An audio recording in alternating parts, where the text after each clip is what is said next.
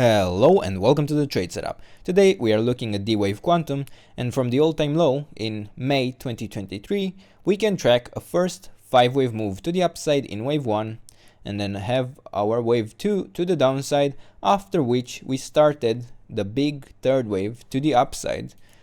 And within this third wave, my preferred interpretation is that we had a wave 1, a wave 2, and then within the third wave of the third wave we had another 1, 2, and we would now be in the third wave of the third wave of the even larger third wave to the upside. I actually forgot to remove some of this micro counting, but yeah, what I wanted to mention, oh sorry, I didn't mean to remove that one, is that within this third wave that I would say is not yet finished, but within this third wave I can count the subdivision of it in many different ways. My preferred interpretation is that we would still get 1 or 2 more highs, at least one, before we actually finish this fifth wave to the upside.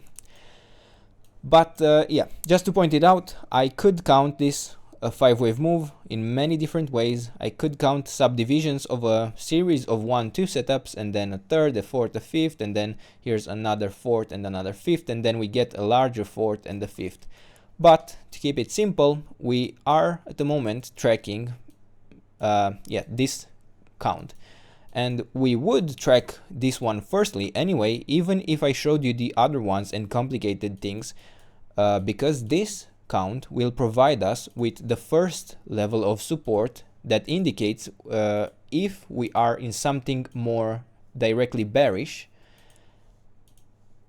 And with that said, I want to mention that within this fifth wave we had a wave 1 up, a wave 2 down, and I would say that we are now in the third wave of this fifth wave of this third wave to the upside. And within this third wave we had another 1, 2, 3, 4, 5 that should complete it. I would say that this fifth wave in the third wave, I will actually draw it on the chart in a moment to make it clearer.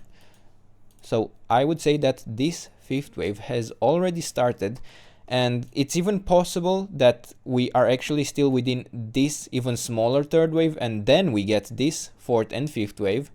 But to keep it simple at the moment, we will be tracking this, and that would be maybe a bit too much on the micro side, but actually, yeah, I would prefer to keep it like this. It makes it simple and it makes it more clear. And this is not the right support zone. I want the wave 4 support zone, and I clicked the wave 2 again. So we did actually dip into the support zone in this fourth wave, and we do have 3 waves down, and we do already actually have a wave 1 up. Now for this wave 1 up I can draw a support zone and for a 1-2 setup, and we did actually even reach the level. Did I actually draw this support zone right? Yes, I did. Yes, I did. So assuming that we started the fifth wave to the upside, we do have the support zone for wave 2 between $15.9 down to around $14.35. Now if we were to draw the ideal target for a third wave to the upside, a wave 3 would ideally get to the 138.2% extension at around $21. Now the ideal target for the entire move for this fifth wave would be somewhere between, let's see, $21.5 $28.5 up down to $21.8. So yeah, it's quite a large range, but we can draw more detailed conclusions on the ideal target for this move to the upside once we actually complete this for this third wave and then the fourth, and we can draw better and more precise predictions. But regardless of this, even if this support zone fails for the wave 2, we can still go back to the larger wave 4 support zone, and maybe it only resets this wave 4 before we move to the upside. Now if we break this entire yellow support zone down at around $10.9, I can see or say that we may be in something more bearish.